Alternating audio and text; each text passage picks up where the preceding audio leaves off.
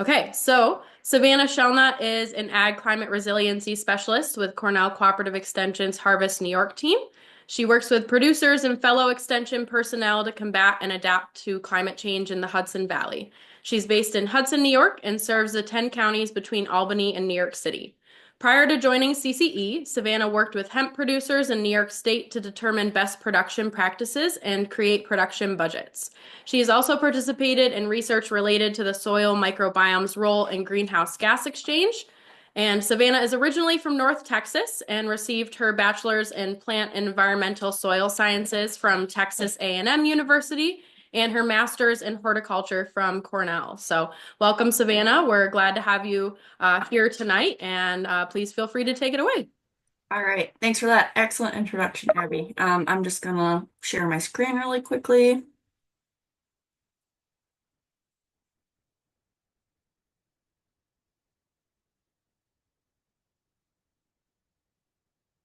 Okay, can you guys see that? Yep. Okay, great. All right, well, thanks for having me tonight. Like Abby said, my name is Savannah Shellnut. I work very closely with my colleague Kitty O'Neill, who many of you may know. She lives in the North Country, formerly worked with the um, North Country regional team. And unfortunately, she can't be with us tonight, but she's on a well-deserved vacation. But she was kind enough to put together these slides, and I'm here to help present them to you all. So if you have any questions, just please let me know. I'm happy to answer them or turn them over to Kitty if she might be better suited to answer them. So anyway, like Abby said, we're the Ag Climate Resiliency Specialists with Cornell Cooperative Extension's Harvest New York team. We help farms adapt to and mitigate climate change. And what does that mean? We help identify practices that might help take care of some of the issues that you're experiencing on your farm. For example, if you're experiencing a lot of flooding, we can help identify funding or practices that might help alleviate that and help you create a plan for your farm. So Kitty is mainly focused on field crops and forages, and she also does a lot of work with cropping systems, rotation, soils, manure management, etc. And I more so work with horticultural crops, fruits, vegetables, berries, agroforestry. I'm working with a few rice farmers in the Hudson Valley, and I do a little research on biochar and a few other soil amendments like that. We also work with the closely with the USDA Northeast Climate Hub on different programs that take producers through longer term climate adaptation and mitigation fellowships. So the point of those programs is to train farmers to assess their climate risk and to help their fellow farmers assess climate risk and then develop adaptation or mitigation plans for their own farms that they're going to implement over time. And then if they want to help their neighbors do the same thing. So if you have any questions or interested in that, please reach out. All right, so outline for today, we're going to speak a little bit about the relationships between carbon, climate change, and agriculture. We're going to discuss the role of Northeast hay and livestock farms in climate change. We're going to talk a little bit about climate adaptation and mitigation planning and what climate adaptation and mitigation means. And then we'll talk about adaptation and mitigation options for livestock farms. We're going to start here. Relationships between carbon, climate change, and agriculture. So, carbon cycling, as we know, is a key driver of climate change. So, some of the greenhouse gases that are really driving climate change are CO2, methane, and nitrous oxide. And they're kind of creating this thick blanket over our Earth that are doing a great job of trapping heat, which is something that we want, right? We want a nice blanket covering us, protecting us from the um, cold, coldness of space. But when that blanket gets too thick, it tends to cause some problems for us. Um, how is CO2 released into the atmosphere? CO2 is released through aerobic respiration by animals, plants, and microbes. That's happening when animals, plants, and microorganisms are breaking down sugars to create energy to help fuel their lives. CO2 is also released by burning petroleum fuels and CO2 is released by soils during organic carbon decomposition by microorganisms, especially after tillage when the earth is opened up and exposed to oxygen. Methane is released from enteric fermentation and from manure pits. Methane is converted to CO2 in the atmosphere, and atmospheric CO2 is absorbed by plants during photosynthesis. So it's kind of a feedback loop, right? We're releasing plants or animals and microbes, they're releasing CO2 as they do um, respiration, and then plants are capturing that through photosynthesis and putting it into their tissues, and then those tissues are either sequestered um, in the soil or they're decomposed by microbes and released back into the atmosphere. So blue and orange emissions are out of balance with yellow. When blue and orange emissions are out of balance with yellow absorption, that means there's too much carbon in the atmosphere. And when that increases, the climate warms, and that causes a cascade of weather disruptions that we'll talk about here in a second. So, the key to controlling the pace of climate change is to emit less and absorb more greenhouse gases. So we're aiming to try to rebalance the system. Right now, the system's a little off, right? We're putting more carbon into the atmosphere than what's being absorbed by plants and put back into long-term storage in the soil, or in deeper pools in the ocean, for example, or maybe even deeper down into the soil profile and over many, many thousands and millions of years into coal or gas stores. So we need to reduce our blue and orange emissions. So in that case, that's methane, that's CO2. And we do that by reducing or eliminating tillage on farms, becoming more fuel or energy efficient, and manipulating the diets of ruminants, and optimizing our manure management, as we know. So this yellow absorption, right, is more beneficial if it's more permanent. So more permanent forms of carbon storage are storage in trees, which is of years potential storage, long-term storage in the soil, etc. And we can kind of manipulate and extend some of these storage methods, make them even longer term by turning, for example, biomass from trees into biochar, which is a form of carbon that's stable in the soil for thousands of years versus hundreds of years, etc. So we have some tools in our toolbox to help us achieve some of these goals. So, the key to controlling the pace of climate change is to emit less and absorb more greenhouse gases. So, sequestering carbon is key. We got to remove carbon dioxide from the atmosphere, store it in the plant in on the planet. So, this usually refers to long-term storage of carbon in solid or dissolved forms, and it can be stored as soil, plants, trees, etc. And in the ocean, like I mentioned. So, one way that we can really get at this goal is to reforest cleared land. For example, there have been some studies done in New York, and one of the great ways that we can get at sequestering more carbon in New York is by reforesting fields that are not very productive, that aren't in production any longer. They're just kind of sitting there, maybe harboring invasives. So putting some effort in to reforest these pastures or fallow fields with fast-growing trees that are going to store carbon long-term in their tissues. Um, and then one key thing here, we gotta take some measures to prevent the stored carbon from re-entering the atmosphere for many, many years. So, for example, growing a cover crop is not a long-term carbon storage, but if you do this for many, many years, right, incrementally, you're gonna build soil carbon, which can be stored for a long time if it's left undisturbed and managed well. So that means that we're not tilling, we're not doing really destructive tillage, we're maybe reducing or eliminating tillage, and we're taking regular measurements to monitor what the carbon levels are in our soils. So how does regenerative ag figure in? So regenerative practices are not consistently defined, right? So everybody has a different definition for what regenerative ag is, and sometimes it can be kind of emotionally driven, not necessarily written down in a set of standards. So we'll talk about one example where there's some effort to create a standard around what exactly regenerative ag is in a second.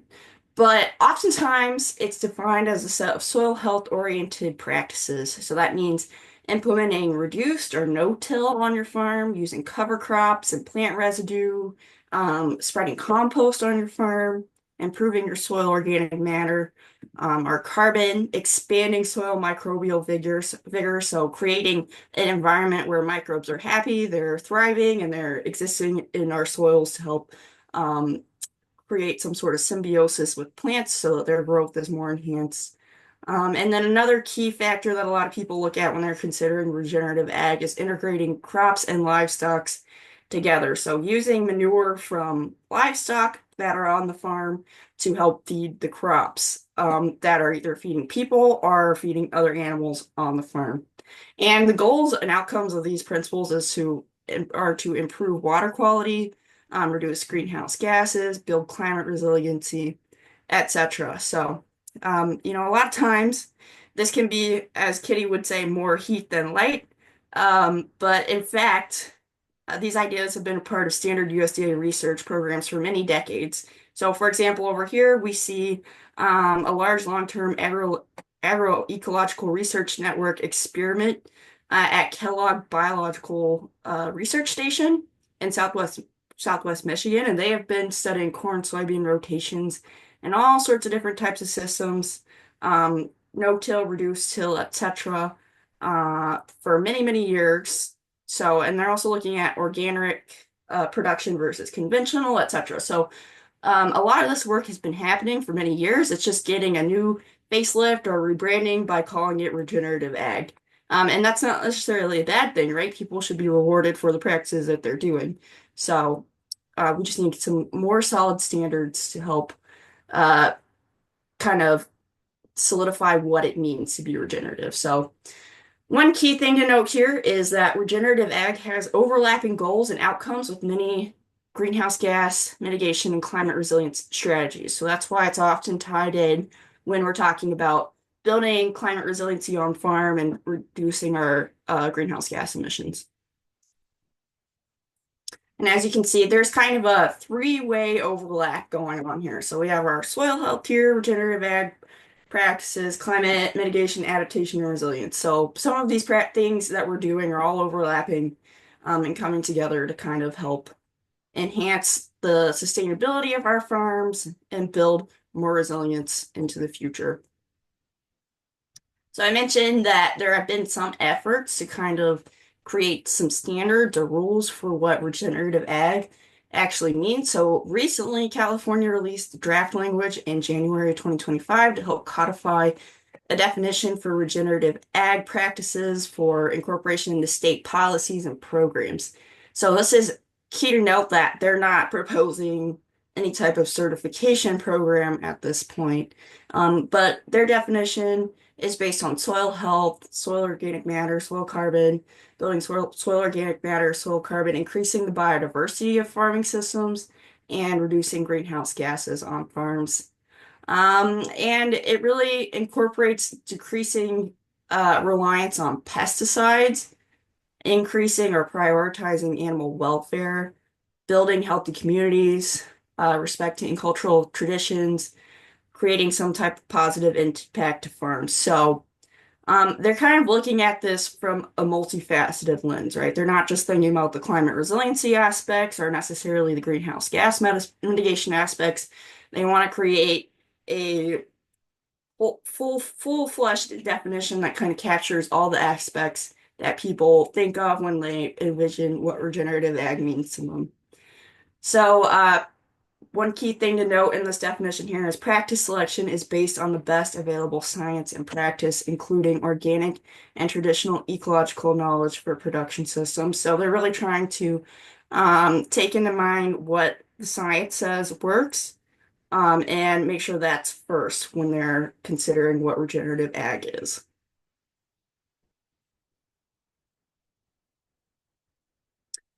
So we're gonna switch gears here a little bit and talk about climate adaptation versus mitigation. So when we're talking about adaptation, we're discussing looking ahead at what impacts you're expected to see on your farm, right?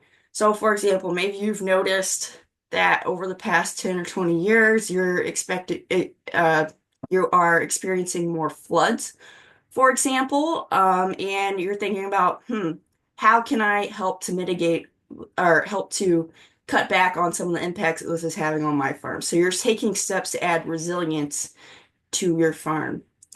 And mitigation is looking at sources of greenhouse gases emitted on your farm, and then implementing practices that will reduce greenhouse gas emissions. So this might look like eliminating tillage and cropping systems, electrifying farm equipment, for example, applying biochar, etc. But one thing to keep in mind is that oftentimes practices are both an adaptation strategy and a mitigation strategy. So, for example, if you're thinking about transitioning from open pastures over to silvopasture, that provides an adaptation benefit because you're creating shade for your livestock to graze under when you experience excessive heat, but you're also sequestering carbon in the wood that the trees are producing. So, one thing to keep in mind is that oftentimes funding is available to help you make these transitions. So, we'll get into a little bit more about that later. All right, so New York State ag must adapt and mitigate. Right now, we have 30K plus farms across New York State. We have 6.5 million acres of farmland. We are producing $8 billion worth of farm products. And it's key to note that we're seeing a reduction in farms, we're seeing a reduction in our acres of farmland, but we are seeing an increase in revenues. So, that's an interesting fact. But New York State and Northern New York ag is diverse, right? We have such a great environment for growing all different types of plants and for having all different types of animals. So we have grains, beans, forages, and key thing we're talking about today is dairy and livestock and poultry. So with all this production, we need to adapt, we need to protect it from climate change. Key takeaway here, climate change adaptation makes good business sense, right? Climate impacts that we're experiencing are expecting, they're threat multipliers. So that means that we're already maybe experiencing some stressors in terms of difficulty finding labor, or new pests and diseases. For example, in the Hudson Valley, we have the spotted lanternfly coming onto the scene. And the fact that the climate is wonky just kind of makes some of these stressors a bit worse. So, by looking ahead and planning for the future, we're helping to increase the resiliency and soundness of our business. So, aspects of climate change that we're going to talk about. I hope you enjoy this little chat GPT generated graphic over here on the side. Kitty has fun playing around with that and it spits out some interesting things. But some things we're going to talk about today are temperature changes that we're expecting or have already seen, changes in precipitation that we're expecting or have already seen, increase frequency and variability of storms and extreme weather, changes to our growing season, and we'll hit a little bit on expected impacts to pest diseases and weeds. Um, so, so when we're talking about um, climate impacts, I kind of want to set the stage by keeping in mind that when we're looking at all these anticipated impacts, instead of viewing them as threats to our farm, we need to see them as opportunities to help us build some type of resilience within our farming systems so that we're prepared for the challenges that are to potentially come. So what do we mean by that? We mean we need to build a team to help establish shared goals. We need to determine what's at stake. We need to agree on potential impacts of greatest concern, establish methods for reducing unacceptable risk, make realistic plans and weigh the resources and benefits and implement those plans. And it's key here to note that this is a cyclical process, right? There's really no exact end to it. It's a reiteration over and over again. So another key thing to note here is that exposure to climate change is not the same for the whole Northeast, or even for all of New York State, or even for all of the North Country, which we'll dig into here in a minute. So there are tools available to help you see what that might look for you, like for you. And we'll get into what those are in a second. All right, so warming temperatures. So the average annual temperature in New York State has already increased by 2.6 degrees Fahrenheit since 1900, and it's expected to increase between 5 degrees Fahrenheit under a lower emission scenario and 11 degrees Fahrenheit under a high emission scenario by the end of the century. So over here we have the baseline period, and areas that are more red are experiencing more warming. So we see that different parts of New York State are experiencing different levels of warming. Um, and we'll dig into that here now. So we're going to talk about some different temperature changes that we've already experienced. So Kitty went through and dug up some of these great graphics from the Cornell Climate Smart Farming website, which is partially uh, funded or fueled by NOAA. So she wanted me to note here that it was a bit difficult to find North Country weather stations with reasonably good data from 1950 to 2024. There aren't a ton of weather stations to begin with in the North Country, and then many of those only have a few years of data. So locations used here are not necessarily the best for ag areas, but it's what we have. And each point on the graph represents the average annual temperature for 1 year. So any year with more than 5 days of missing temp data was not used. So there are gaps. That's why we're seeing some of these gaps here. And then the regression lines in red are showing the trend in average annual temperature. So that kind of helps us take out some of the noise so that we can see what's happening over the long term here. So right here, we're looking at the trend line for Lowville, New York. So over here we have 1952 all the way up to 2024, and we can see that over time this trend line is tilting upwards. So we've already experienced an additional 1.6 degrees Fahrenheit in additional warming over that time period. Watertown, right? Um, we haven't seen as much warming. So we're seeing some of that variability in what different locations just within the North Country have already experienced, and we should keep in mind that could continue into the future, and what they will experience into the future. So Siena, 2.5 degrees Fahrenheit, Malone, 3.3 degrees Fahrenheit. The stars are here because there was no data going all the way back to 1950, so we're going from 1984 to 2024. Burlington, Vermont, 2.4 degrees Fahrenheit. All right, so we're seeing increased temperatures in all seasons, but winter temps are warming faster than the other three seasons. So the gray forecast boxes in the first graph of the winter season are further away from the 1991 to 2000 red baseline for the other three seasons, right here. See the difference between all these guys over here. So the gray boxes are larger for forecasts further into the future, as there is less confidence in the exact prediction as we go into the future. So these are all built on different models that scientists have created. And so this box kind of represents a range of temperatures that we could expect. But key thing to note here, winters are going to experience more warming than other seasons. And we'll get into what some of those impacts could be potentially to livestock farms with that consequence. All right, so we're experiencing fewer winter days below 32 degree Fahrenheit.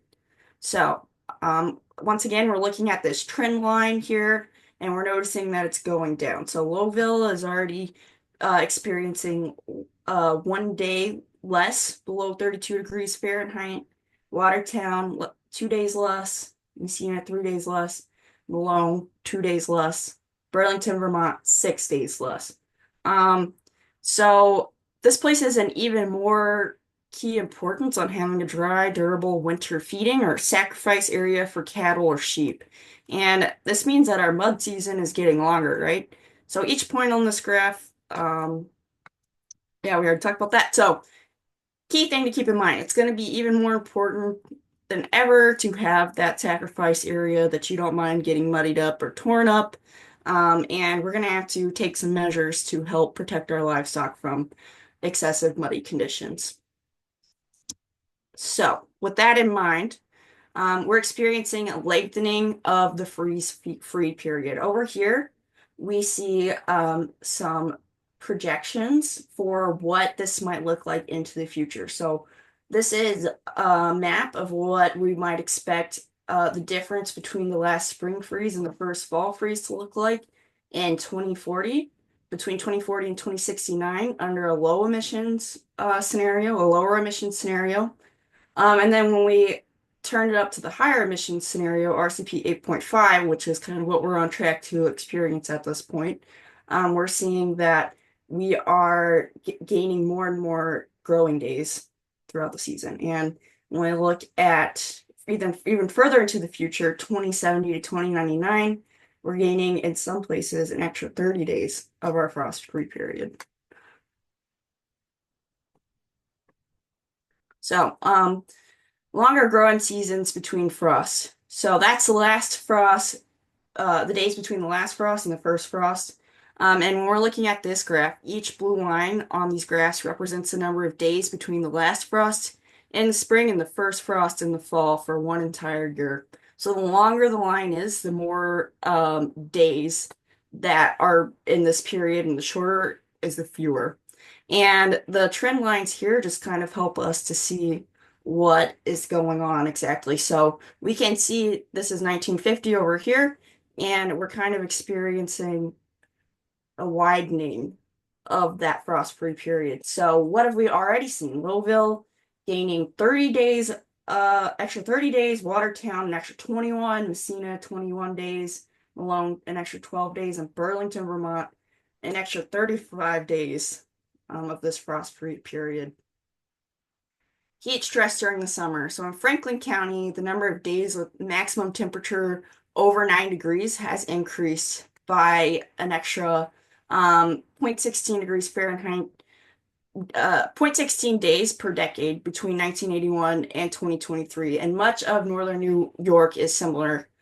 This is a great tool that's available if you would like to try it out, called CHAMP. You can kind of investigate some of these different impacts on your own county, and I'm happy to share these resources afterwards. So another way of thinking about heat and summer maximum temperatures is that it's increasing for almost the entirety of New York State, right? So the summer maximum temperature in St. Lawrence and Jefferson counties are increasing by 0.36 and 0.38 degrees Fahrenheit per decade between 1981 and 2023. So this is something we've already experienced, and it's key to keep in mind because increasing temperatures will cause more heat stress for farm workers and for livestock. So shade, cooling systems, and silvopasturing may help with both of these issues. We got to keep in mind not only reduce production from our heat stressed livestock, but the fact that farm workers also aren't as productive when they're hot. So how can we implement systems to help keep them cool and productive? So just as a quick review, we've already seen a 2.6 degree Fahrenheit increase since 1900 across the entirety of New York State. We could see up to 11 degrees Fahrenheit increase by 2099. All seasons are warming, but winter is warming more. There's a lot of spatial variation on who is experiencing these exact impacts, and we're seeing some erratic spring temps swings. We're seeing lengthening frost-free periods and fewer freezing days during the winter. We're going to have an increase in days over 9 degrees Fahrenheit, an increase in heat waves, which is 3 or more days above 9 degrees Fahrenheit. And all these impacts will have an impact on human health and animal stress and crop and animal and human productivity. Increased precipitation. So, fortunately, New York is expected to remain a water-rich state. Unlike some of the places like where I'm from, Texas, we're going to become more water stressed. So the greatest projected increases in water are in the eastern part of the state. So that includes the North Country, And one key thing to keep in mind here is that there will be an increased variability in the intensity of these precipitation events. So, more precipitation is good generally, but when it comes in these really heavy extreme rainfall events, if we're not keeping our soil covered properly, if we're not creating systems to help drain our pastures, for example, we can experience impacts to our soils by through erosion, for example, or impacts to our water quality when we are eroding soil into our streams and lakes and rivers.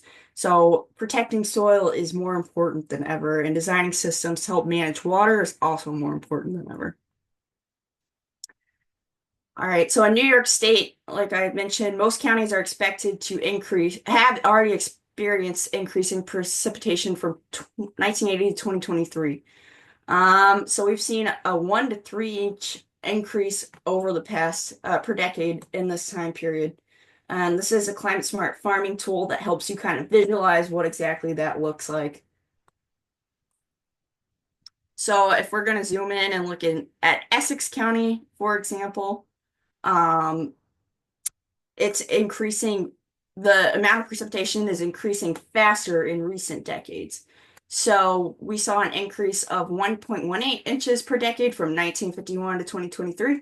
And then we're kind of gaining this slightly uptick right here, slightly exponential direction we're going in rainfall, where we're seeing in the past from 1981 to 2023 an extra 1.76 inches per decade. So it's interesting to see how exactly that's playing out. So we're going to go through some more specific areas in the North Country again. So Lowville, for example, has already seen an extra 5 inches of rain per year on average. Watertown, 9.4 inches.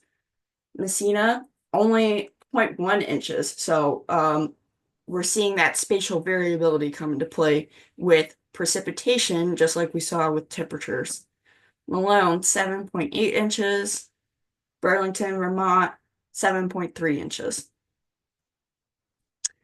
And like I mentioned, we have experienced, are going to experience, and are going to continue to experience bigger, more frequent heavy rains. So we're going to talk a little bit about 100-year flood events, for example. So a 100-year event is an event that has a 1% probability of occurring within 100 years. So we're going to use 2000 as a reference there. And as we look here, the areas that are more green are receiving heavier, more frequent 100-year rain events, and areas that are more yellow are receiving less frequent events. So there is spatial variability that we're seeing here. So we're looking at the North Country, and we're going to zoom in just a hair here. So Tupper Lake has seen a small decrease in these 100-year rain events.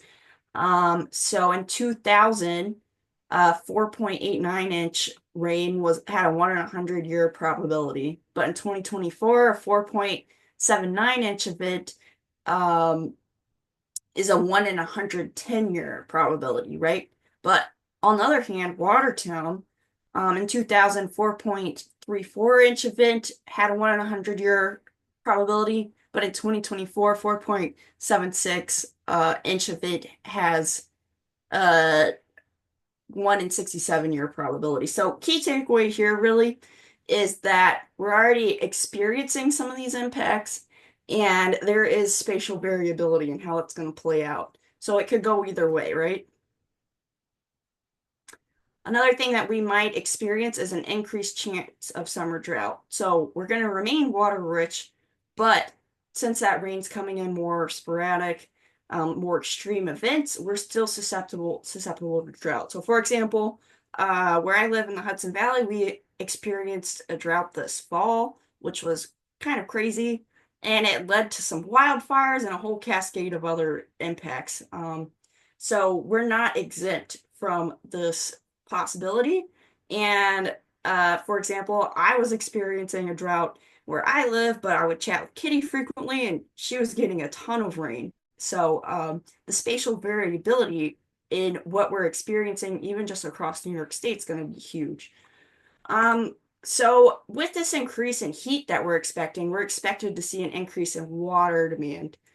And as we use more of that water to help keep our plants irrigated, when we're not experiencing one of these heavier precipitation events, for example, we're gonna need to work on building up some of our water storage capacity, or to think about planting drought tolerant varieties, um, drought tolerant grasses, drought tolerant trees if you're doing silvopasture, etc. So there is an increased risk, specifically for late summer or short-term drought projected to the state by mid to late century, and I would argue that we're already experiencing a lot of this. And this is huge because there's a potential yield loss from this lack of precipitation in this critical growth period. So we need to keep our eye out there. So rising annual temperatures, we're already seeing rising annual precipitation. We're already seeing it. There's spatial variability. We're having more days over 90 degrees Fahrenheit. We're experiencing all of these impacts, human health and crop health and animal health. So keep that in mind. So the rest of the climate adaptation planning process is unique to each farm. So we're gonna go a bit through the system. We're gonna talk about how you might create a plan to help combat some of these potential issues. So each farm will have its own set of unique vulnerabilities and risks based on what their farming system is, for example, where they're located on the landscape, what their soil type is, for example, what their family and labor resources are. And it's key to build a group of folks that can help you through this process, right? You're not alone. We're all in community. And us here at CCE, we're here to help you work through the process if you're interested. Kitty is a great resource. She's located right up there with you, and I know she would love to visit your farm, chat with you about making a plan at some point. If you're interested, please just reach out. So, we're going to talk really quickly about the difference between exposure and risk. So right here we see two different houses. So they're in the same floodplain, and they technically have the same risk of flooding. But the house on the right is more vulnerable to the flood because of the systems in place, how it's built, etc., versus this house on the left that's on stilts. So if we had a flood that hit this level, for example, this house would be safe from those impacts, but this house would be um, impacted. So the planning processes between these two different houses would be different. So that's the same case for farms. When we're talking about farms, we're dialing into what your unique um, circumstances are, and then thinking about how we can assist you in building resilience in the best, most tailored way that fits your farm. So when we're thinking about livestock farms, livestock and hay farms, they are vulnerable to climate change, right? So wet springs and falls can cause delayed planting, delayed harvest, delayed timely nutrient or manure applications, for example. Wet fields um, kind of lead to less healthy soils. If you're thinking about it, if you're going out onto these wet, if you're forced to go out onto these wet fields to harvest or do other types of activities, you're increasing your risk for compaction and nitrogen loss and erosion and runoff. So generally, it's not good for us. And when we're seeing fewer winter days below 32 degrees Fahrenheit, that means that our ground's not frozen. So we're gonna have muddier pastures. That can increase animal stress and potential for injury. So we're kind of got to think about how we're gonna evaluate what we're already experiencing or what we may experience and go ahead and start working towards creating goals for building systems that help us get around some of these potential problems. Drought conditions can negatively impact cool season forage yield and quality and can impact our pest management plans that we already have in place. And summer heat will stress livestock and workers. So, in addition to this, you got to consider all other aspects of the farm too. How might creating a sacrifice lot on one part of your farm impact the system for the rest of your farm. It's something, it's all connected. You can't really separate things from one another. So, adaptation strategies may include working to improve your soil health, drainage, how you capture and store rainwater, and how you're working to combat erosion and runoff. So you might want to think about repairing drainage tiles that aren't working properly, or think about installing them, reducing or eliminating your tillage, cover cropping or alley cropping, um, really dialing in your crop rotation or finding alternative crops that might work better under these changing conditions. Another thing you can think about is installing grass waterways and catchments, improving your nitrogen, fertility management of crops, using longer season, shorter season, frost and pest tolerant varieties when we're talking about grasses or other forages. And then thinking about building shelter or planting trees to or creating other cooling systems for livestock. And then key thing to keep in mind is thinking about how you're going to manage water. So beef up your culverts, laneways, clean up your ditches, etc. Consider all your options and then prioritize what works best for your farm based on what maybe your choices are for funding some of these projects or what the priority is on your farm, etc. So some adaptation strategies, like I mentioned, are also mitigation strategies, and some aren't. So for those that are mitigation and adaptation, there is a lot of funding available through New York State at the present moment. Some of these practices that are funded are rotational grazing. So rotational grazing allows for better plant recovery, increased vigor. It improves soil organic carbon, reduces respiration losses compared with continuous grazing. You might consider converting open pasture to silvopasture, so that increases your carbon storage, reduces carbon emissions, provides shade for livestock, and then maybe think about eliminating or reducing your annual crops and tillage. There are programs through Soil and Water to help you work through this. And then really key thing here, consider heat or drought resistant varieties. And if you want to try to set up a small scale trial on your farm to kind of think about what the best variety might be for your specific situation, that's something that we can also help with.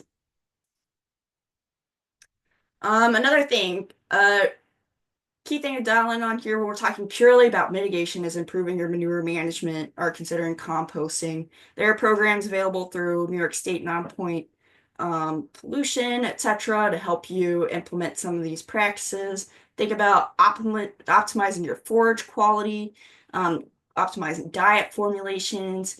Think about feed additives to help reduce methane emissions from enteric fermenting or your ruminant cattle, goats, sheep, etc. Um, if you want to take advantage of some of these deluges of rain that we might be expecting, now it's time to think about adding more ponds and catchments on farms so that you can have that water storage for future use. So if you want to store it to water your cattle, for example, or if you're thinking about storing it to water, irrigate crops, now's the time to get on that so that you can take advantage of the excessive rain that we might be experiencing early season and use it later in the season when we're expecting that we might experience more droughts. Expand your forage storage capacity, improve your winter barnyard and sacrifice area. So, mitigation practices offer less direct benefit to farms. Generally, public funding is available. Some of these programs are a bit on the fritz, but New York State is still committed to funding a lot of these programs, such as climate resilient farming program. And the round nine RFP is going to be released this spring. So these funds are still available. We're still here to help you, even though we might experience some elimination of programs like climate smart commodities projects. Right now, those are on the fritz. So please just reach out if you have some questions about looking into funding opportunities. There's still plenty of money out there to be had, and we're happy to direct you in the right direction. All right, so any questions?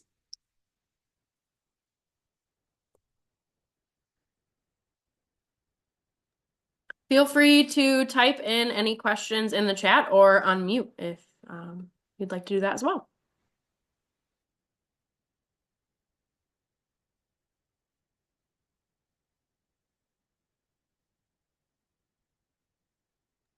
Okay, I'm not hearing any All immediate right. questions, Savannah. So, what we can do is I will introduce our second speaker. And if you think of any questions for Savannah, because we should have some time at the end after Joe's talk, we can discuss it at that point. So, thank you very much, Savannah. And I will introduce our next speaker, Joe Lawrence. Great. Thanks. So Joe is ProDairy's Dairy Forage Systems Specialist, and he focuses on dairy forage systems management, drawing from his experience working with the New York dairy industry as a private sector certified crop advisor and as a field crops educator for Cornell Cooperative Extension. So Joe's program works to integrate agronomic management of forage crops with harvest and feeding practices to optimize the use of forages in the dairy ration.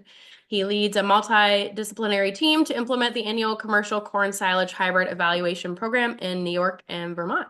So we are excited to have Joe with us tonight to talk about grazing cover crops. So I'll turn it over to you, Joe. Thanks for being with us. Thanks, Abby, and thanks everyone. And there was a question for Savannah in the chat I saw too. So, well, I'm getting started here. If or we can hold it for later, either one. I'm muted. Are you okay if we answer that one quick? I'll answer them in the chat with Okay, the perfect. and whatnot. That Yep. works too. Thank you, Thanks. Savannah. So yeah, take it away, Joe. Thank you. All right, thanks everyone. Um, so this might not be your traditional grazing presentation, but just gonna gonna talk about kind of some of the opportunities and challenges with grazing annual crops. So um, we tend to, look at this as an opportunity potentially to supplement our perennial pastures, and it can be that, but want to go through some considerations of how it can be beneficial or not. And so to start with, kind of the question of, why are we thinking about doing this? Why are we thinking about introducing annual crops into our pastures? Is it concerns about productivity of our current pastures? Are we looking to extend the grazing season, either spring or fall, or address what we will get into more later, but we refer to as the summer slump of our perennial cool season forages? Is it a crop rotation opportunity or management consideration, or feed quality?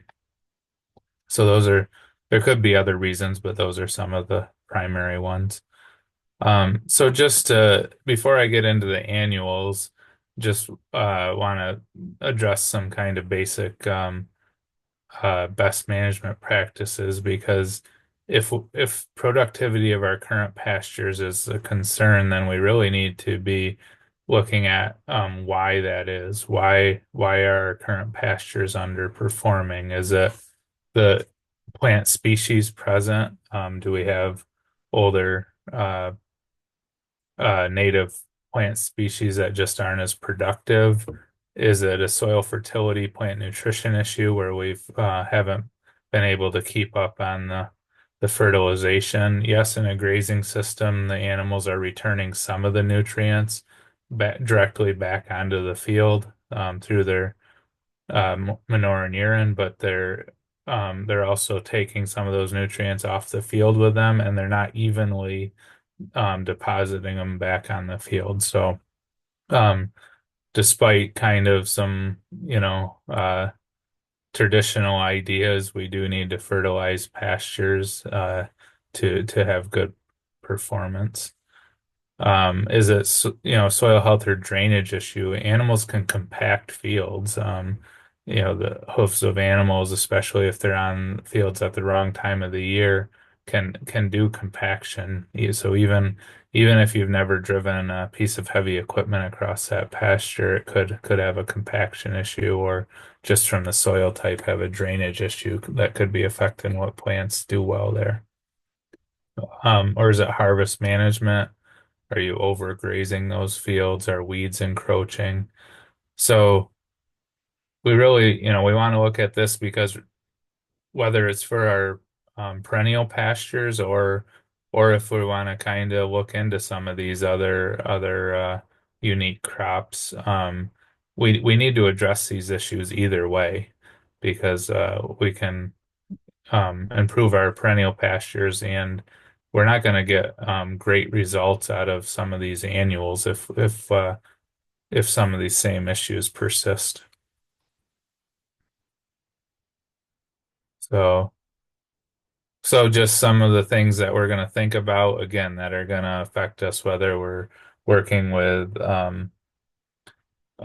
annuals or perennials is are we rotational grazing? Are we sizing our paddocks correctly as we move those animals through?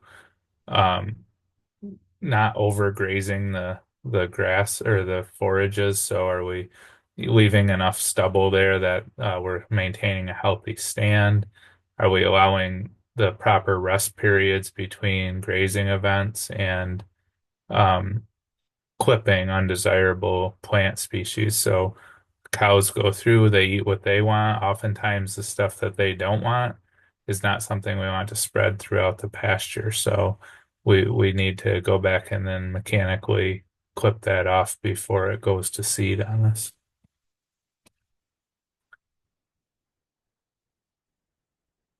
And stand renovations, again, will really only work if we've addressed these deficiencies in the field.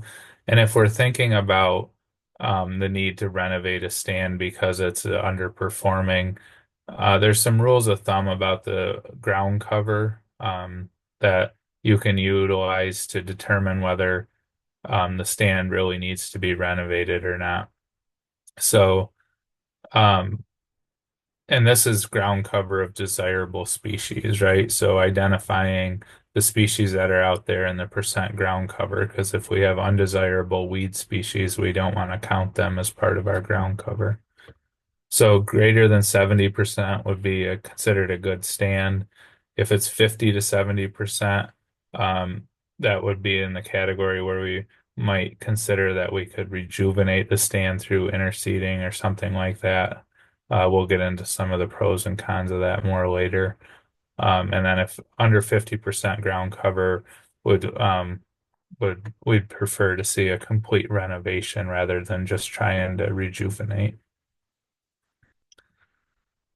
So proper soil fertility is really critical. For any crops, it's just like for us if or growing our animals, we need to provide the proper nutrition. Our animals can survive on a less than ideal diet, but they're not going to thrive, and our plants are the same way. And weeds are very opportunistic. So weeds tend to find niches when there's a less desirable growing environment for the plants we want there.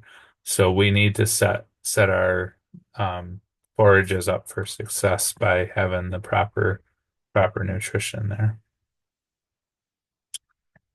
pH is one of the biggest places we can start.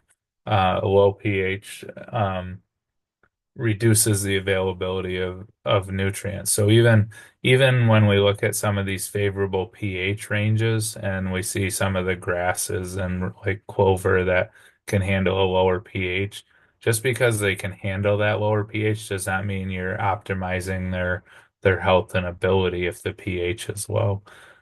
We'd really like to be in that 6.5 pH range for all of our crops because they're going to better utilize the nutrients that are available to them, even if they can technically tolerate a lower pH.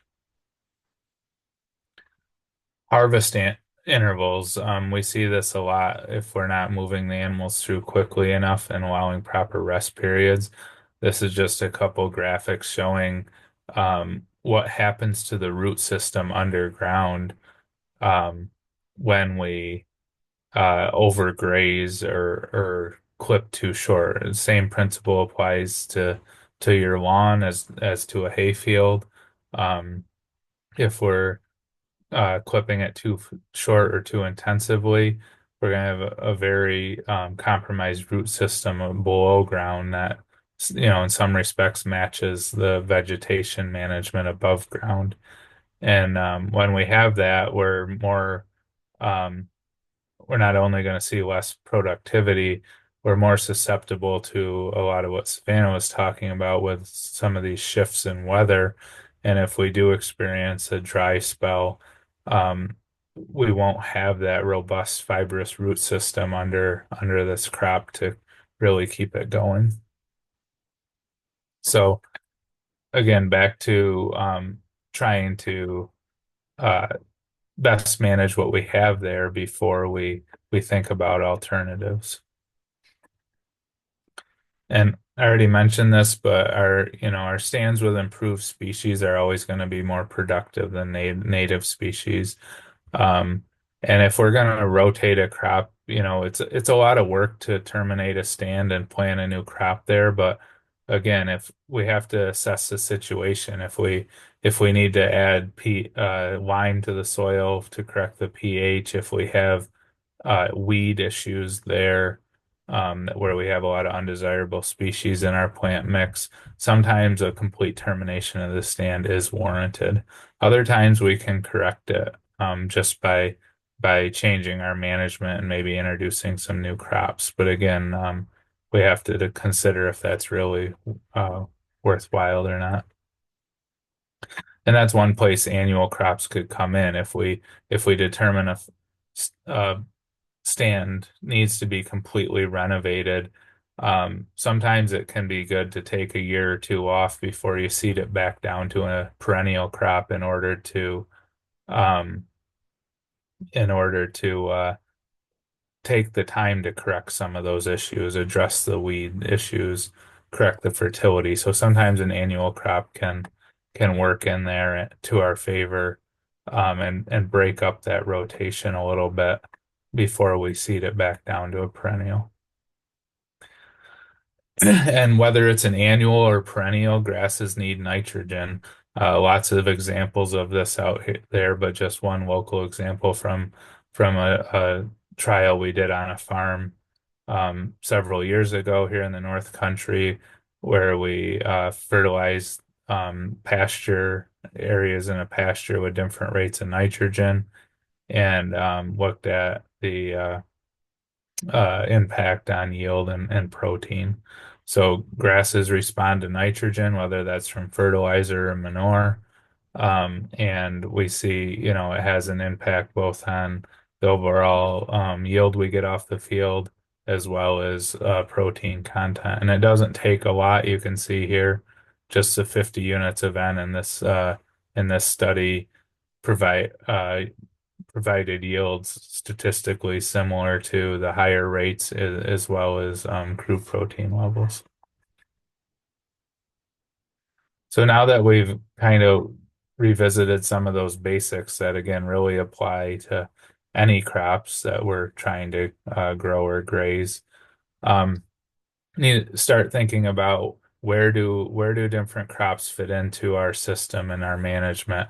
We know we're going to deal with a spring flush from our perennial pastures, and once perennial pastures reach that grazing stage in the spring, it's really hard to keep up with them, right? Um, if if we have enough animals to keep up with the spring flush, then chances are we have too many animals to sustain over the summer, or the opposite. Um, so, one good strategy is to harvest those extra acres for your winter feed. One thing that, is really good to think about is to plan ahead on that, and and make sure you get that hay or silage harvested before the quality just starts to decline. So if we have an idea, some calculations on how fast we're going to be able to move our animals through those pastures, and how many acres we're going to need to do that based on our rotation schedule, then we should identify those fields early on that we want to mechanically harvest and make sure that we harvest them in a timely manner, and not just after we realize we're behind on grazing, because that's going to hurt the quality of our winter feed.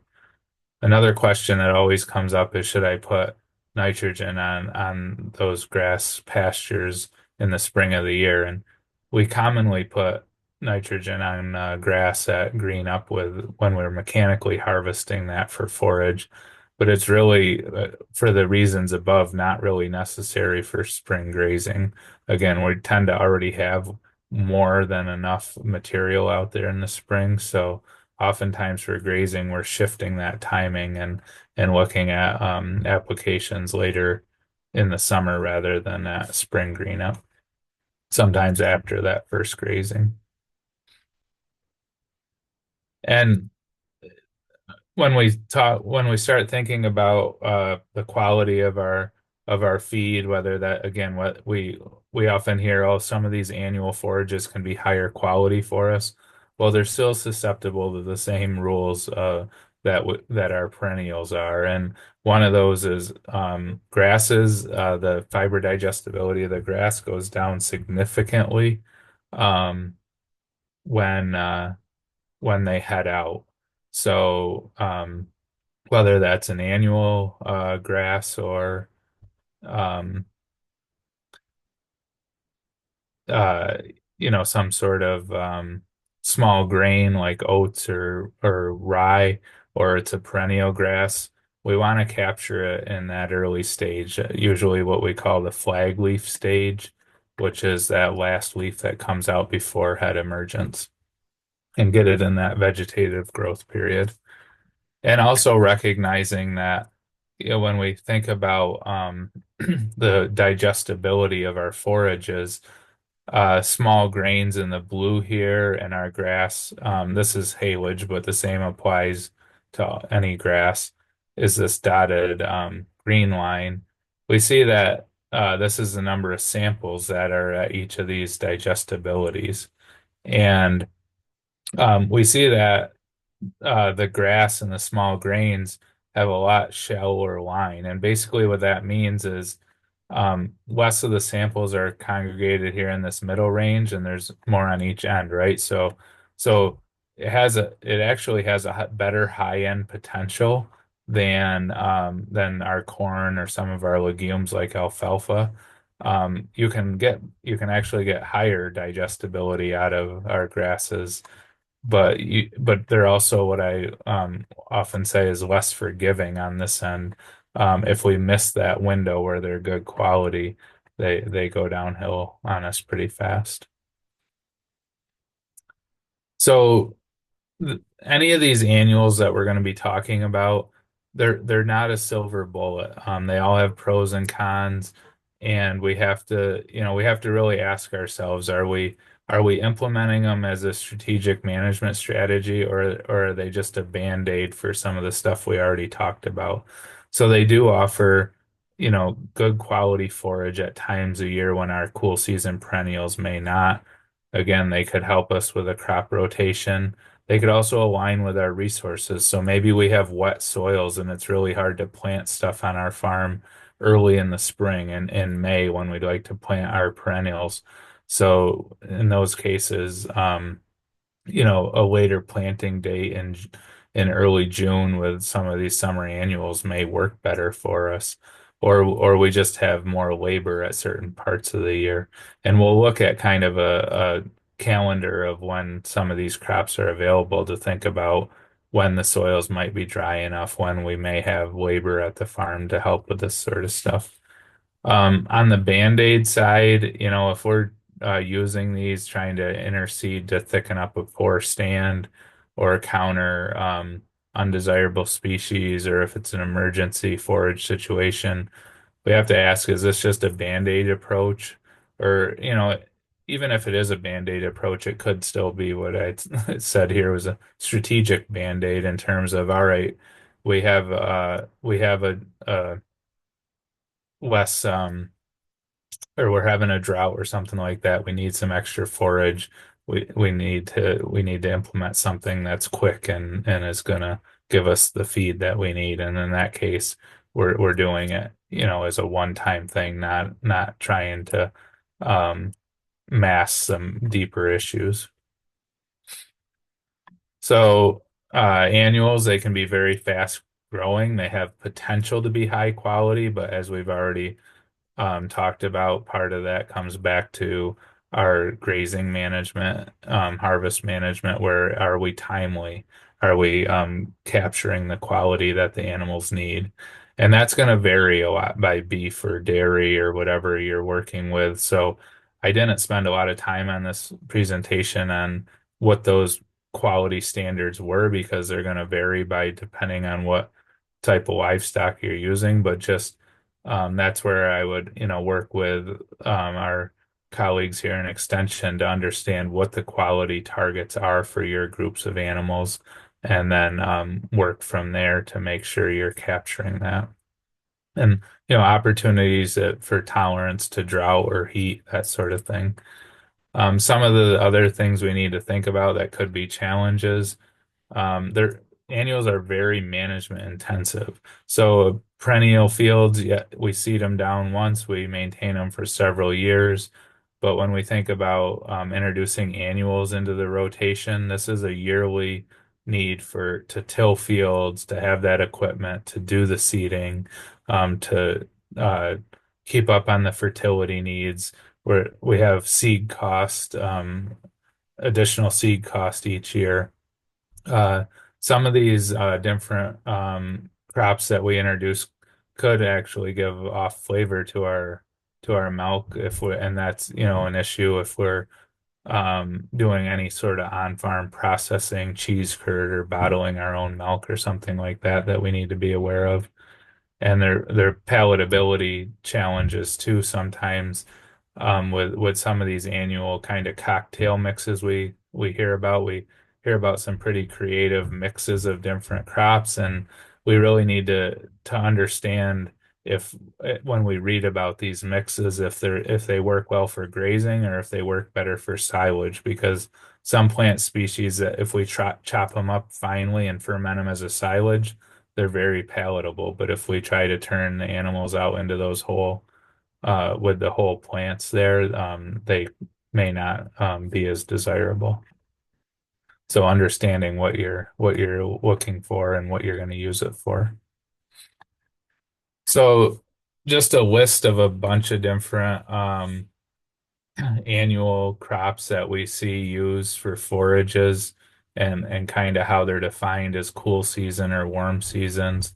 Um, and then a little calendar of it's general, it's not perfect, but just to get you thinking about um what what time frames we're going to be looking at some of these crops. Most of our summer annuals are going to be in the early June. Some of them can be planted in May depending on soil temperatures, but you got to be careful there. The lighter green here, we on top, we may start grazing them a month later, 40 days later, or we could mechanical harvest them later than that. A couple different windows for our brassicas, and early planting for a late summer grazing or a midsummer planting for a late fall grazing type of thing. Winter cereals like rye, triticale. Um, our planting window, we can plant them into mid-October, but and we with an earlier planting date than that, we could possibly do a little bit of grazing in the fall, but we have to be very careful with that. Then we have a window in the spring for grazing or mechanical harvest or grain. Spring oats or spring triticale, thinking about the windows of getting them planted early in the spring. Do they provide a grazing window that they probably aren't um, as good of a fit in the spring, unless you have some fields that are in really tough shape, because they're going to be ready to graze around the same time a lot of your other fields or your perennials are ready. The alternative is we can plant oats in early August, and within 30 to 45 days we can have some later fall grazing options. Then if we are going to think about some winter hardy annuals, like maybe some crimson clover or ryegrass or something like that, we want to get those in early August, to give them a chance to kind of overwinter. And then thinking about all this, if we're using it in crop rotation to renovate hay fields or pastures, Our two main windows for perennial seedings are in early spring or in early August. And so if we are thinking about how could we fit in one of these other crops to renovate a field, maybe in that case, we terminate a field in the fall because it's underperforming and we put oats or something like that in the spring of the year, and get a forage off of it, and then leave it fallow for a few weeks and do an August seeding to reestablish that field or something. So thinking about options like that as part of your rotation. This just comes out of the Cornell Field Crop Guidelines for some of the crops that have been worked with more so in New York here. Some suggested planting dates, seeding rates, and for some of them that we have data on, some estimated yields. Obviously, yields are going to vary a fair amount, but it gives you some ideas of what you could expect off of these crops. So moving into some of the specifics, winter annuals, these are often what we're thinking of as our cover crops. We're going to plant them in August through mid-October. It's our cereal grains, rye, triticale, wheat, barley.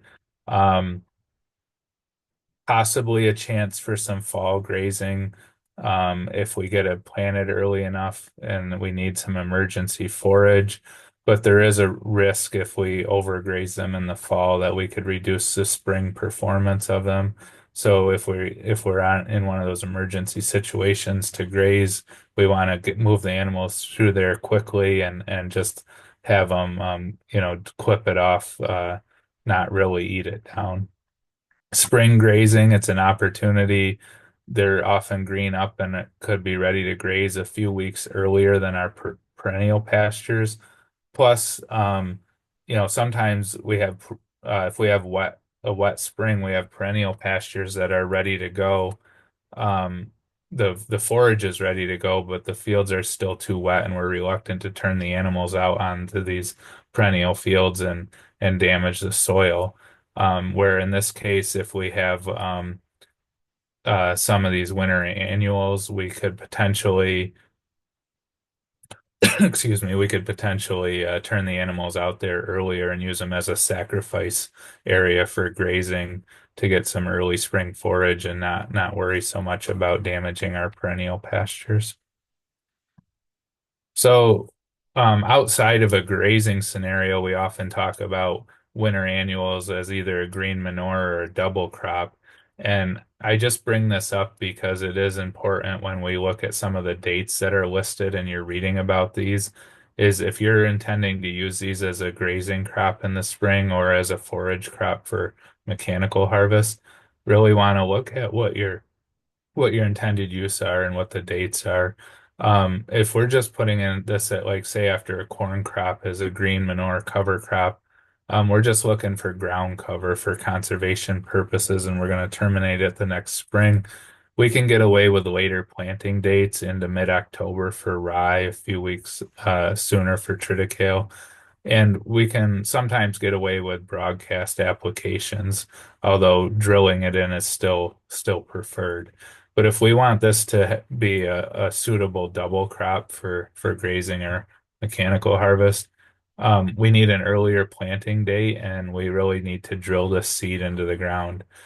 So we're talking about planting about 2 weeks earlier. So for rye, we'd be looking at around October 1st is our deadline, not October 15th, and triticale is going to be around the middle of September. And then we want to drill that in for better seeds of soil contact and better winter survival. Also consider putting nitrogen on it. And this is just a graph showing the decline in yield of winter rye with later planting dates. So the oats are spring triticale. Again, grazing material in potentially 30 days or mechanically harvesting them in 45 days. Seeding early or late. We still, if we're going to try to get a fall grazing out of them, we still need to watch our timing. This was from a trial we did several years ago with different cover crops, and If we miss that August planting window and we get into mid-September like we did with this trial, you can see here 45 days later, when this picture was taken, there wasn't a whole lot more growth there than the height of a pen. So, but if we had gotten this in August and captured more of that heat in early September, we'd have a lot better crop out there. So just, remembering the importance of planting dates. And and then we could do something, oftentimes we could mix our oats or triticale with a legume like peas that can add some protein to the mix as well as any legumes. They're going to help add nitrogen to the soil. And I should have mentioned, if you have any questions for me, you don't need to wait till the end either. If you want to unmute yourself or type something in the chat as we go, if it's fresh on your mind instead of waiting until the end. So, getting beyond kind of that spring and fall management considerations, the other big one we talk about is the summer slump. So, a lot of our cool season grasses tend to decline in production during the warm, drier parts of the summer. Legumes aren't impacted quite as much, but we can see here in these production graphs that tend to get into that July, August time period, and most of our grasses, with the exception of like reed canary, are in their lowest productivity. So how do we manage around that? Oh, and I just was going to mention here too, some of them do pick back up later in the fall, and tall fescue is one that we often talk about for stockpiling grazing in the fall. So bringing that forage, letting it grow later into the fall and having that extra forage after a lot of our other plants have shut down can be a strategy as well with our perennials. So we don't the a lot of our legumes aren't as impacted as much by the summer slump, but still can be. And again, we need to, factor that in and do some scouting to know what species are out in our pastures to understand when that's going to be the biggest issue. But with our warm season, some of our warm season crops, they thrive in that summer period with the hot, dry weather. And that's where we have that opportunity to maybe use some of these annuals in order to bridge that gap as an alternative to, having to supplement with hay in our pastures during the summer or something like that. So do we identify fields that we can rotate through and put annuals in to and have them available to graze at certain times? Um, so some of our legumes, alfalfa, clovers, they're gonna fix nitrogen for us, which can be beneficial if they're grown with especially if they're being grown with a grass crop. They tend to be higher protein levels because they of the nitrogen fixation. A lot of our clovers are perennials, but a couple of them are annuals like crimson clover. And these are winter hardy annuals, where if we get them planted in time, this is where like an August planting date is critical. If we think back to that calendar we were looking at before, um, August planting date is critical for these. They're unlikely to overwinter well if you're getting into September plantings. And sometimes, as this picture shows, they can be planted with something like winter rye or winter triticale um, as a mixed stand too. Peas, we already mentioned, can mix with our cereal forages. There are some winter Austrian peas that are technically are kind of over winter, but their winter hardiness is kind of hit or miss this far north. And again, we're gonna need to get these in August for that to give them a chance. Ryegrass is different than our cereal rye grain. So ryegrass is a fine stem grass known for high quality and good palatability. Tends to be a very frustrating grass this far north.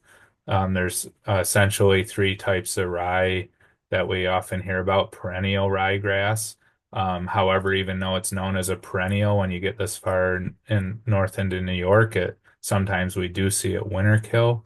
Then we have Italian rye, which is um, often considered a short-lived perennial or sometimes an annual.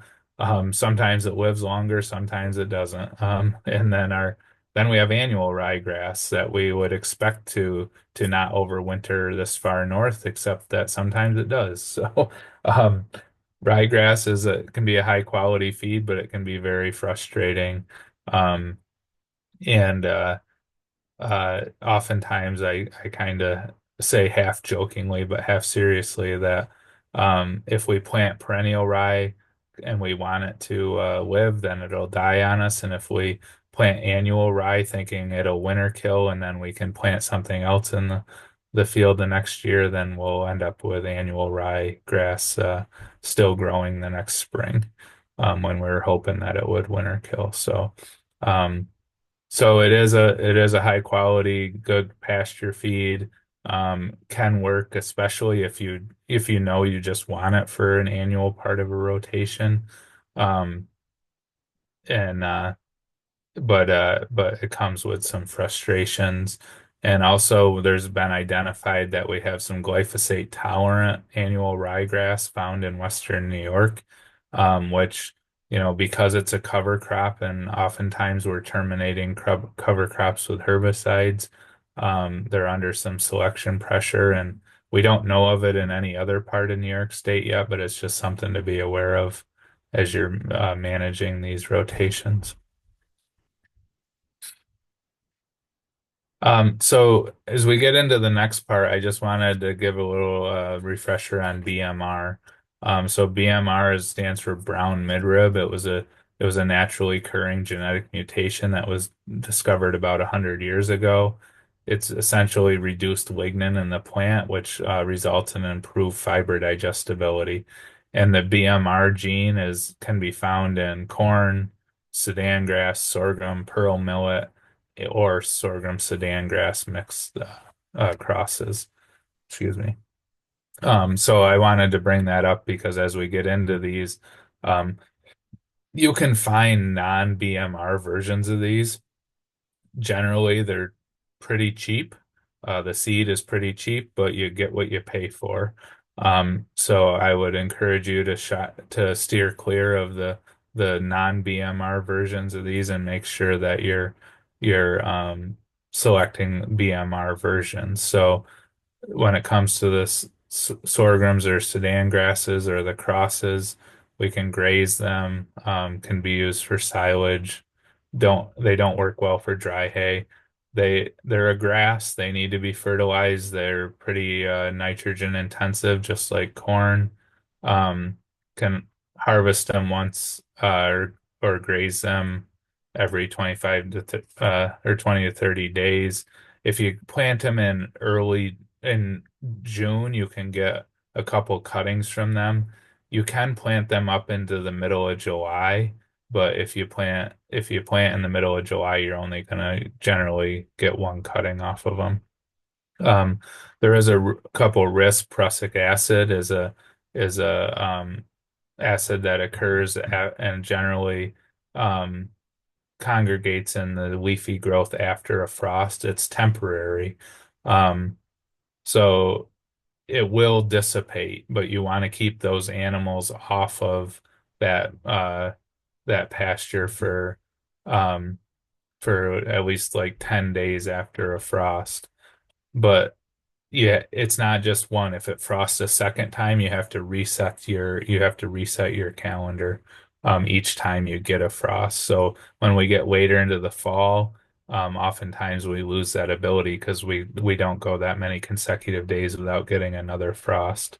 Um, we can help dissipate the risk by ensiling it. So if you were going to graze it, but it gets frosted, you can leave it out there for a few days and then mow it and ensile it because a lot of the risk dissipates through the proper ensiling process. So that's ensiling it and letting it sit for several months, not ensiling it and then feeding it out a week or two later. You're going to want to let it sit in the silo for a while. Also, if we have a drought and then we have a rain event that essentially ends that drought, we can get nitrate toxicity issues, where basically what happens is there's a whole bunch of nitrogen in the soil that's not taken up by the plant during the drought. And as soon as we get rain, that nitrogen is water soluble and mobile. So that we get a rain, all that rainwater that's got the nitrogen in it is taken up by the plant. And so for a short period of time after that happens, there's excess nitrates in the plant because it takes the plant a while to process that extra nitrogen. So again, it's a temporary thing after a drought event and either waiting a, a few weeks after that drought ending rain or just switching gears and harvesting as a silage and letting it ferment properly. Um, we want to avoid grazing horses on these crops. And then just some of the, some considerations. We're generally talking early June when we get above 60 degrees. And we need to drill that seed in half to 1 inch deep. We need that good seed to soil contact. Pearl millets or other types of millet tolerate both drought and wetter fields.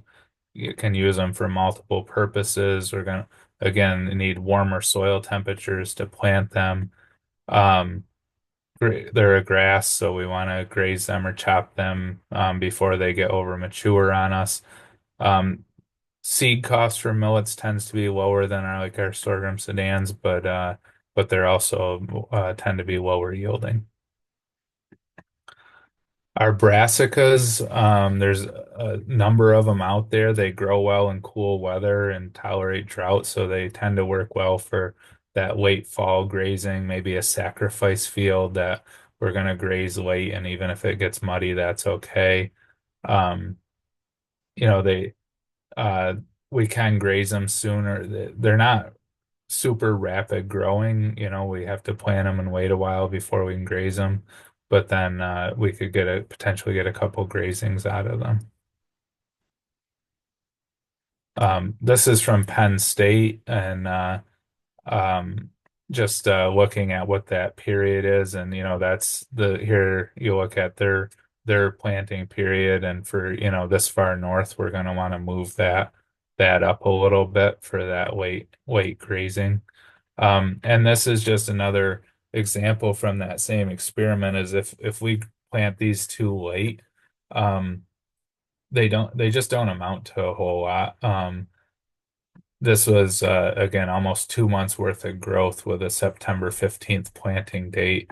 Not a lot there, both in terms of top growth that our animals would want to eat, or in terms of bottom of root growth, because we often hear about brassicas being good for some natural compaction alleviation in the soil, but we have to plant them early enough for that root to grow enough before a killing frost to actually have that benefit to the soil. So just a visual of how important that planting timing is. Grazing corn is another one. It's corn, so we can plant it. It tolerates an earlier planting date than the sorghum or like the millet, so we can go in early May.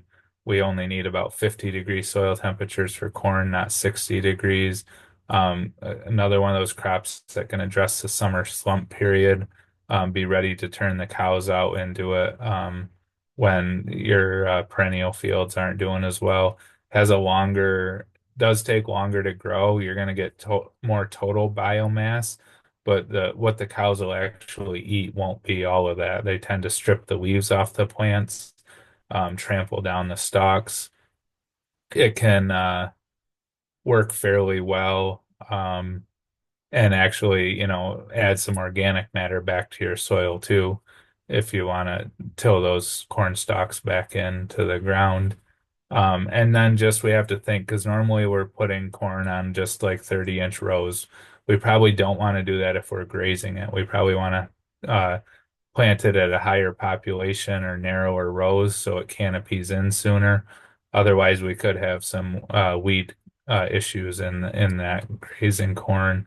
And we probably aren't going to do a lot with herbicide control of weeds and grazing corn, partially because there's a lot of our herbicides have uh, post-application intervals for stuff like grazing and forage production that um, may be longer than when we would want to put the cows in there.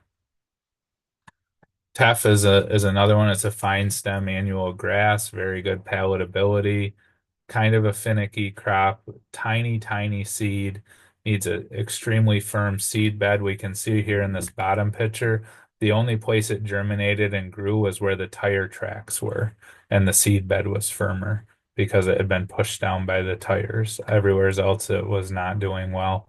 Um, it needs to be drilled in, but just very lightly. It's drought tolerant, not resistant. Basically, it will survive through a drought, survive through a fairly long drought, but it won't grow well during that time. It just kind of sits there idle and survives. It's really hard to kill with drought conditions, but it doesn't mean it's going to keep producing a lot of forage for you. But it can. It's one of the hardest ones to plant and get established, but if you do get it established, you can get some quick, high quality feed out of it that makes a good for grazing or for dry hay production. It works really well for too.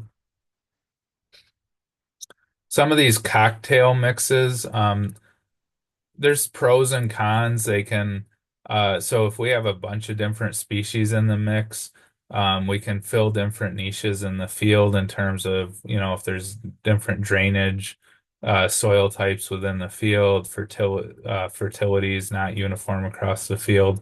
Some of these can fill different niches. Um, and the animals might like them.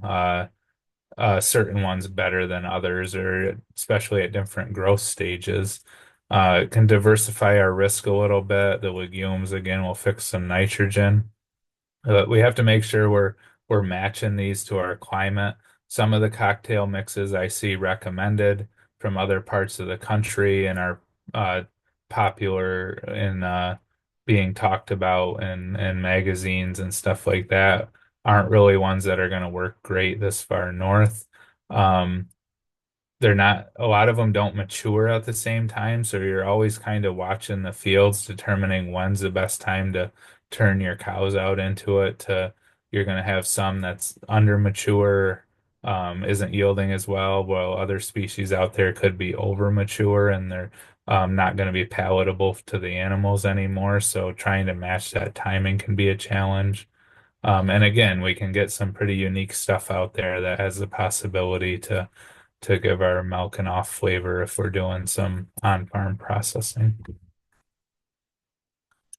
So to wrap things up, whether we're, using annuals or perennials, we have to think about, just doing a good job with our seeding. It costs a lot of money, time. We have to have the right equipment to do it, and so we don't want to do it more than once.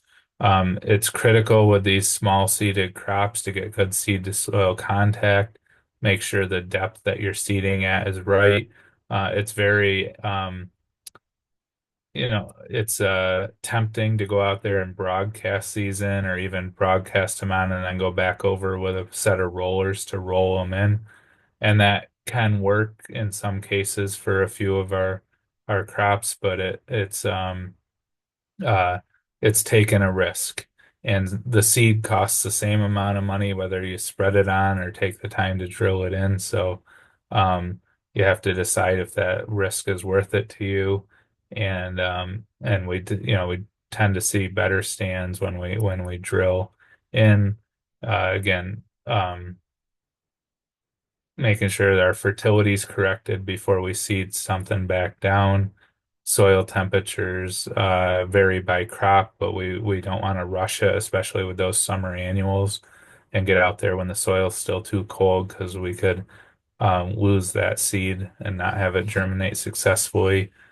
Soil moisture is another consideration when we talked about some of those um, midsummer or late summer crops and the planting timing for planting, soil moisture can be a risk at those times of year for some of these summer annuals. So we have to weigh that consideration and making sure we're minimizing competition and controlling any undesirable species that are out there. Um, Already covered this for set the new crop up for success, whether we're doing a complete renovation, drilling, interseeding, or frost seeding. Um, and then, interseeding, again, I would ask, is this kind of a band-aid approach?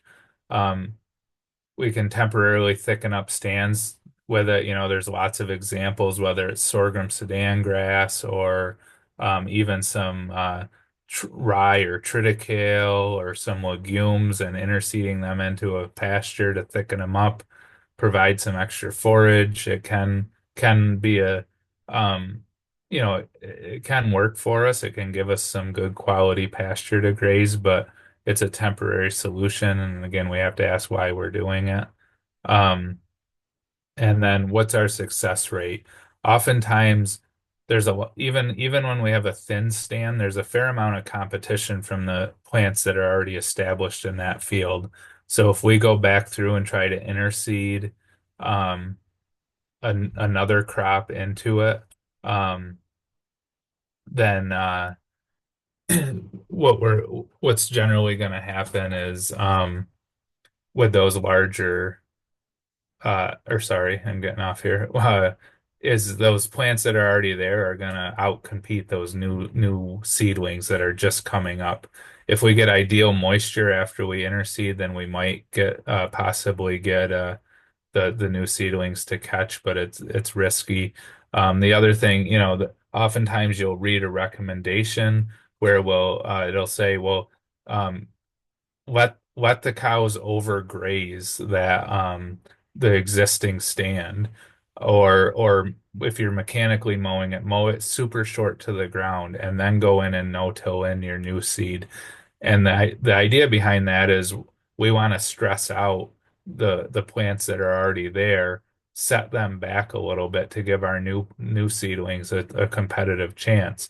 Um, I think that's a bit of a catch-22 because the reason we're interseeding is because we already have a stand that's not doing great. And so then we're part of our strategy to try to get some new seed and put in there is we need to stress it out even more. At which point, I often ask myself, is it better to just terminate what's there and completely redo the stand? Um, and then frost seeding, we uh, we tend to see that work really well with clovers, especially red clover. Works okay with some of our cool season grasses. Um, it's not going to work with our summer annuals because of the soil temperatures that they require. And I see a question in the chat related to this too.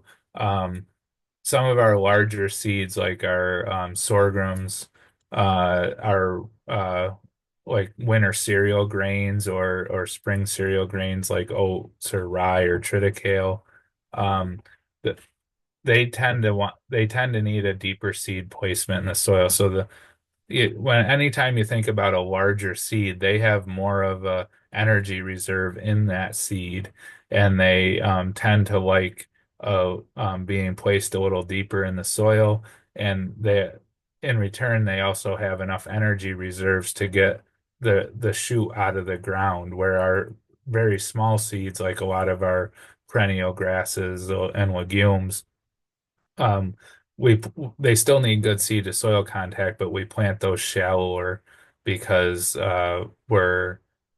they just don't have the energy reserves. If we plant them deep in the ground, they're going to germinate and they're going to run out of energy before they make it to the surface and start photosynthesizing.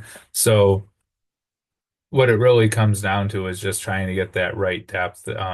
If you recall back on the slide for the BMR sorghums and sorghum Sudan grasses, it strongly recommend drilling them in, not just not broadcasting them or trying to cul-de-pack them in for this same reason. Um, and again, same thing with our winter cereals. We can broadcast something like winter rye out there, as we already talked about. And some people do that when it's like a green manure crop, but you're just not going to get as good of germination and establishment as you would when you drill it into the ground. So that's what I had for you. Hopefully there was some useful information in there. Again, I just encourage you, to get the details because we have such a varied audience for if you're going to use this for um, dairy cows versus small ruminants versus beef cows is get into some of those details with our extension colleagues here or reach out to myself specifically if you want to, but we can help you out there and hopefully this was an overview of what some of the options were. Thank you, Joe. It looks like Nick might have a question. Nick, feel free to type it in the chat or unmute if you feel comfortable doing that. Oh, okay. So it looks like next question is for this area, what is the best month to frost seed? Generally in March, but it's a little I don't know where you are in northern New York, Nick, but it depends on snow load too. So ideally we want to frost seed.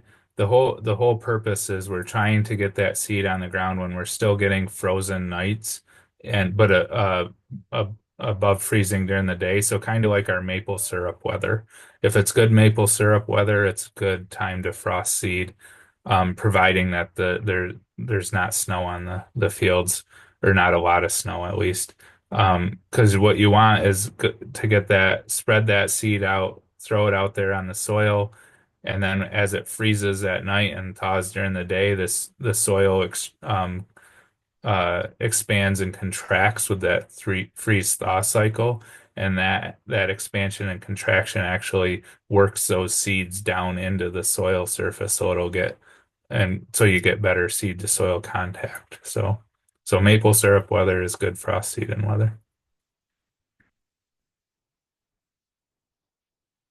And again, that's going to work best for our clovers as what we see the most success with our frost seeding. Do we have any other questions for Joe or Savannah? And yeah, feel free to unmute or type them in the chat.